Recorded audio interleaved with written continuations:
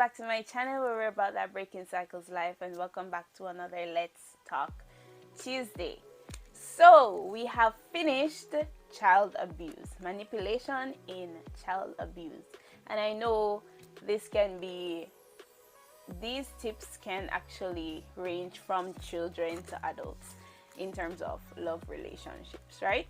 But we know that I focused on the older to the younger relationship where the adults prey on the children, hence child abuse.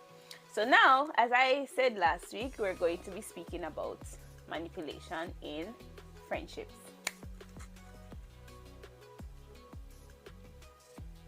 I told you guys I'll vent. Let's just pray that I can keep it in because I don't like it. But anyways, let's get into it.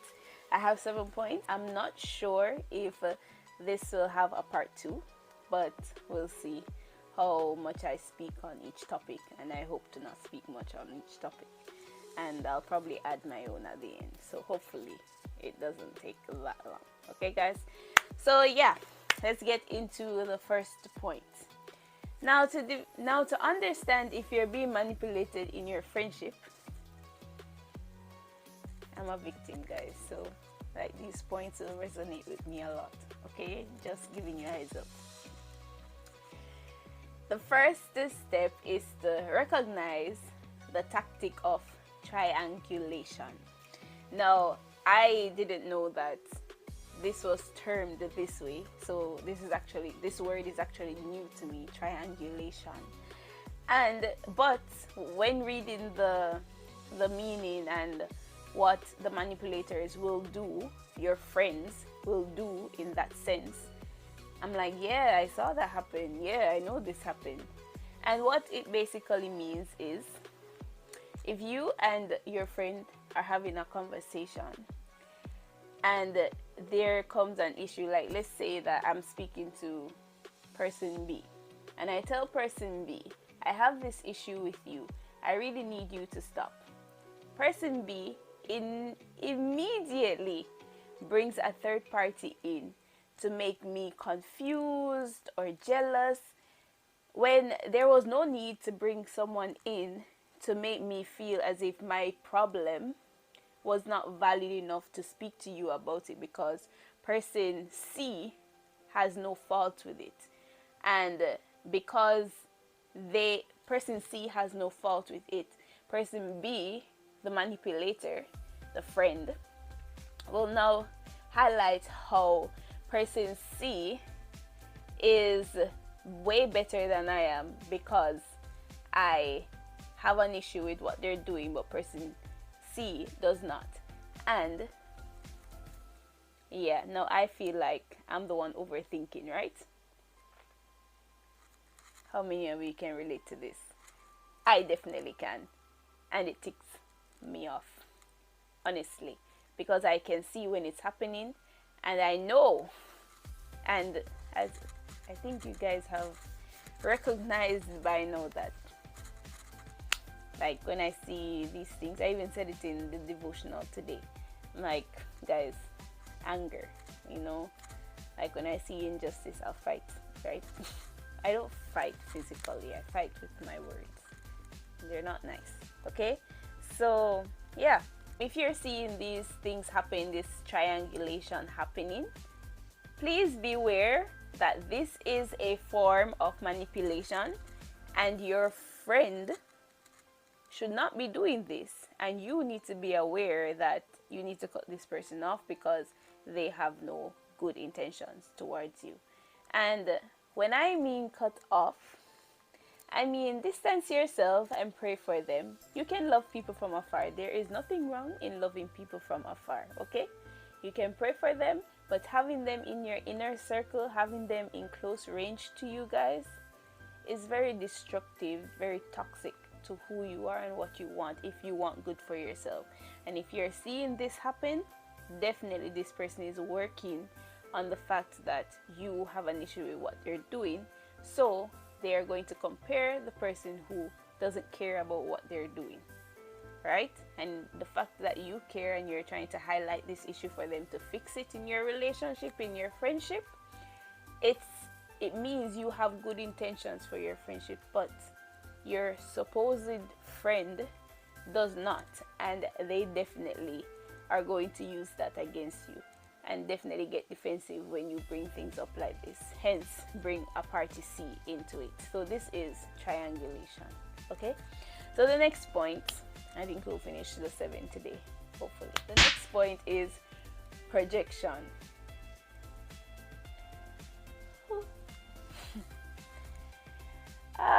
Guys, this one is literally a major trait in people that I've encountered since I've came to China. I won't say that I've encountered it much in Jamaica, I'll be honest. I haven't encountered it much, but maybe, you know, looking back, you probably see, okay, maybe they had a few things, but yeah.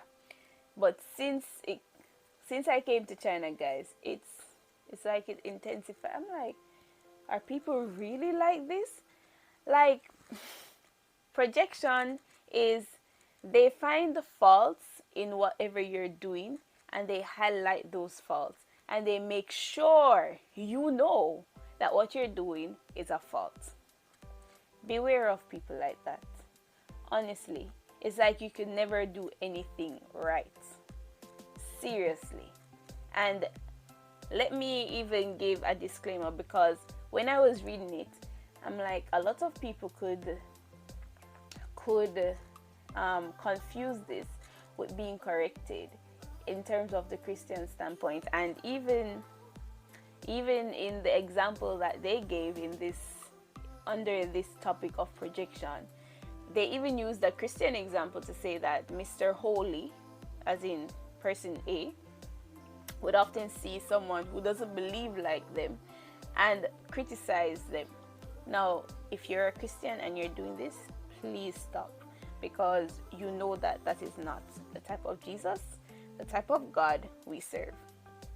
If someone doesn't believe like us, it's our duty to pray for them, that Jesus himself speaks to them, or you live your life like the Bible so that they can see Jesus in you and they change. It's not for you to be looking at them and saying, oh, you're definitely going to hell because you're not like me and you don't believe the Bible and you are probably going to join them with that type of attitude. Like, seriously, we're not supposed to be condemning people that don't believe like us. And yes, it is a form of manipulation. If you as a Christian, you're doing this and you're not representing Christ, let me just tell you that you're not representing Christ if you're doing this. Right? Now back to the secular side of it.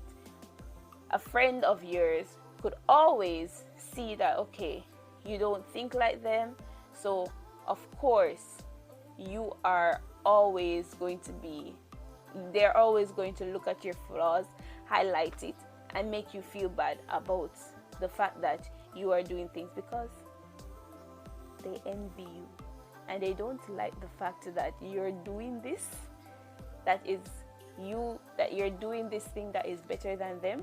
So the moment you make a mistake, the moment you mess up, they're going to highlight those flaws, or wherever it is that they see an issue, an insecurity in your life. Beware of those people, guys. They're going to, when they highlight it, you need to be like, why is this person always highlighting the fact that I'm doing this, I'm doing that, I'm doing this? Beware, because they are manipulating you, and it stems from jealousy. Now the next tip is early attachment. Now this one I actually don't agree with as much, but I can see their point in it, because I'm a person that enjoys getting to know people, enjoys having new friendships, right? And because I'm so nice, because I'm so happy, I tend to grow close to people a bit quickly. And I won't say, like, sometimes I win, sometimes I lose, that's it.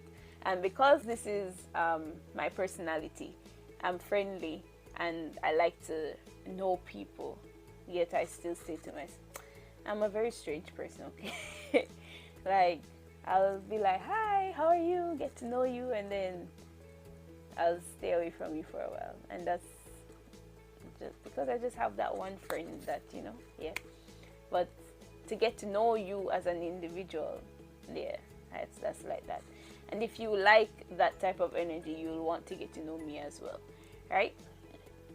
So, yeah, they say manipulators in friendships, they like early attachment, like they love you so much, they want to be in your space all the time, and they tell you things so easily, and they want to be your friend. And guys, not everyone is like that. Not everyone who likes to get to know people is a manipulator. Let's get that clear, okay? Not everyone who likes to know people is a manipulator. Some people really just have that personality of that extrovert personality where they like to get to know people, and there's nothing wrong. They're actually good people with this type of personality, early attachment, getting to know people, okay? And exhibit A, just saying, I'm not trying to manipulate anyone. Never have I tried, never will I try, okay? So, but they say that a manipulator usually wants to have early attachment to you as a friend, and this is because they want you to get so comfortable with them that they can get to know all your secrets, that you can trust them so easily. Typically, like the manipulator in child abuse, right? Where he or she, they scope you out first. They in the targeting stage, and then in the friendship stage, you haven't realized that they have been studying you from the targeting stage. You just met them in the friendship stage where they're now coming to be your friend, right? Yeah, so something similar to that. But disclaimer again, not everyone who likes to get to know people is a manipulator. So don't be thinking, oh, if someone comes and they're like, hi, how are you? And they actually want to be a good friend to you. Yeah, they're not necessarily. You can't just use the fact that they want to be your friend on a short notice means that they're a manipulator. If they're doing that, plus the other 6 points I'm speaking about, then you can be like, okay, fine, this person is a manipulator. Now the next one is they pose as friends but act as spies. Shani, don't vent.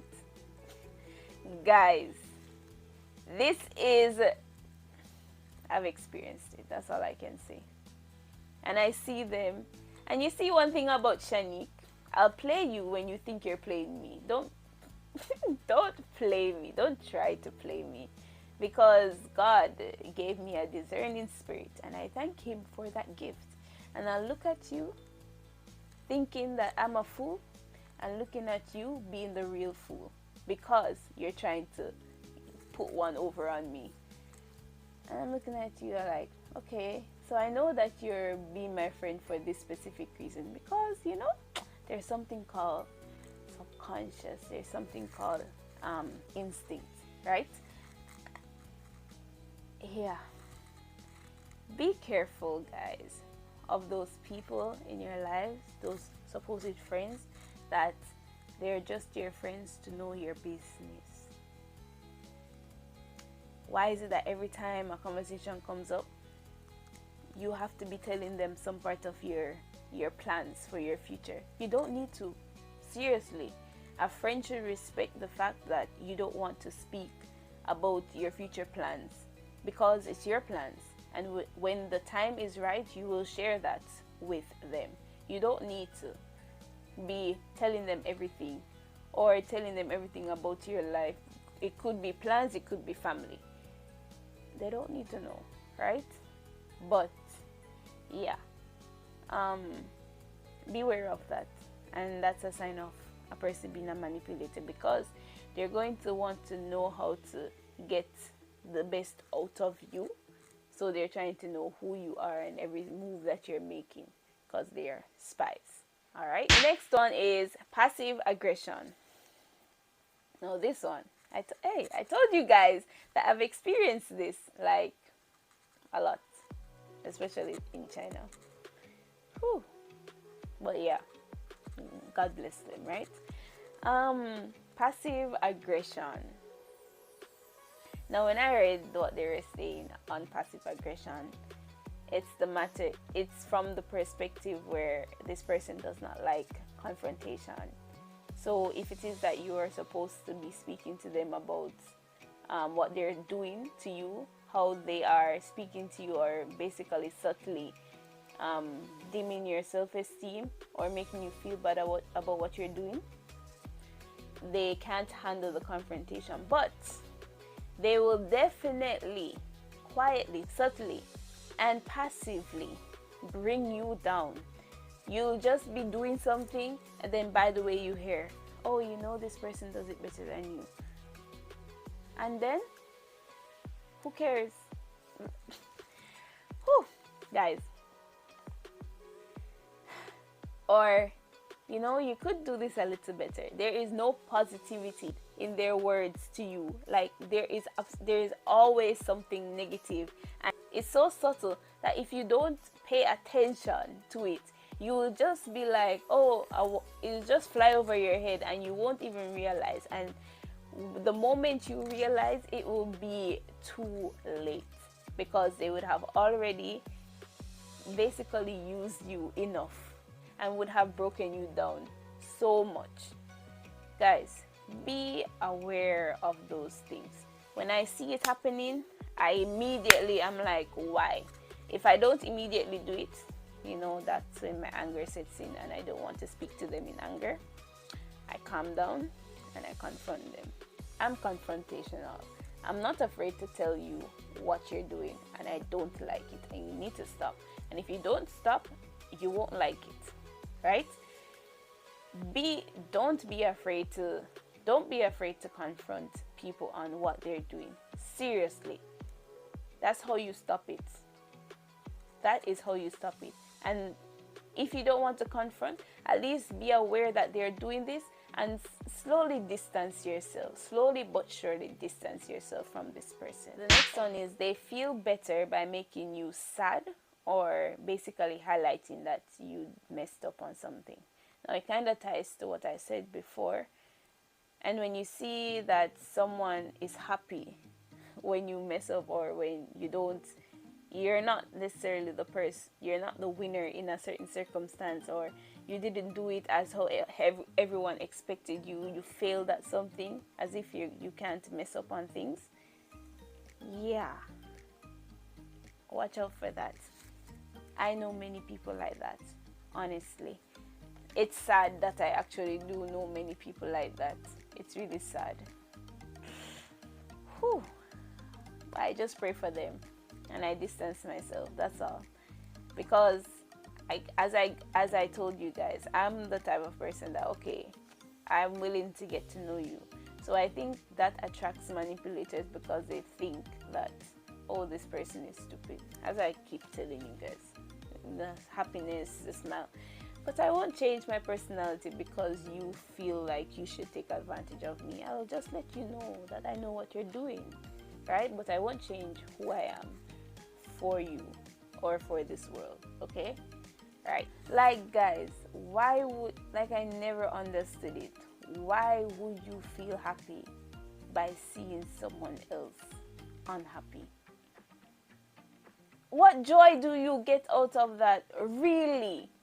I never understood it, and I never will.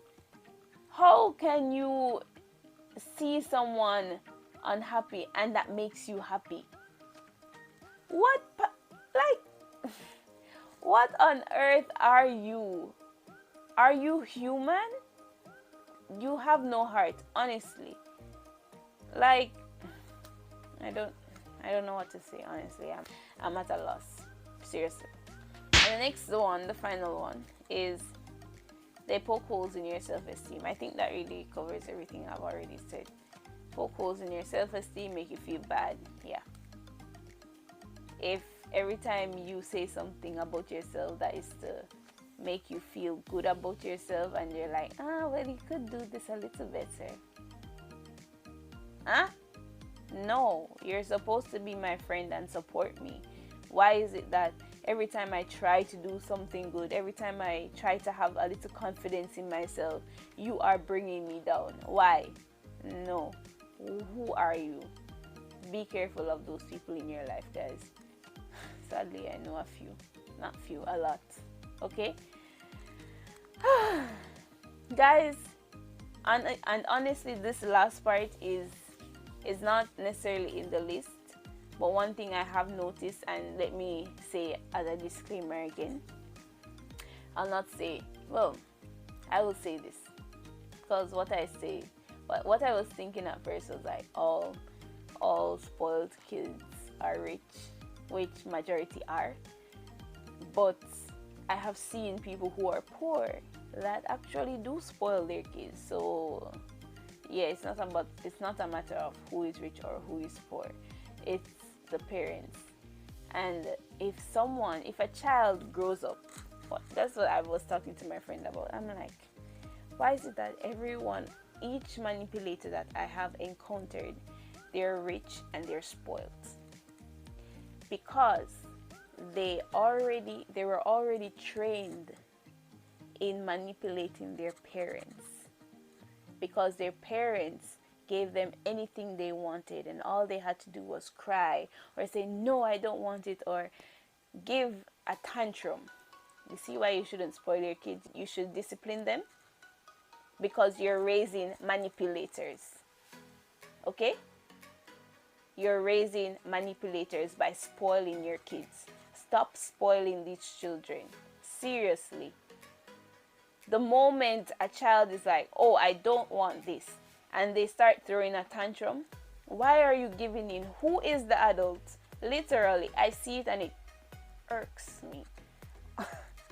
I hate seeing parents give in to their children as if this child is not a child. Stop! Seriously. You're raising a manipulator because they have learned this year by year in your house. You have already given in to them, so they have that control over you. So they think that they can go into this world, this crazy world, and do it with anyone. And the moment someone doesn't give that to them, they start going haywire and they start having tantrums. Like, I see it too much. Seriously, guys. Whew. One thing I've learned, and I think Jesus wanted me to learn this by encountering these type of people, is that, Shanique, if you are well off as an individual, or when you are well off as an individual, yes, you didn't have some things when you were growing up, but it doesn't mean that you should just willingly give your children this. Yes, you should prepare for them. Yes, you should have inheritance for them. Yes, but do not forget to discipline them and to let them know that things that they're doing is wrong, and the world owes them nothing. The world owes them nothing, okay? And because these manipulators, these spoiled kids, they believe the world owes them because mommy and daddy always gave them what they wanted. That's why we have people like that stressing me out, okay? Stop spoiling your kids, please. This is about breaking cycles for future generation. If you are a new parent, please, I'm begging you, do not spoil your kids. Like, you don't need to abuse them. That's not discipline. But you can speak to them, and if it is that speaking to them gets to the point where, okay, maybe I really need to spank you right now, so be. But it shouldn't be the first line of duty, okay? Because that is definitely abuse, and we don't want that.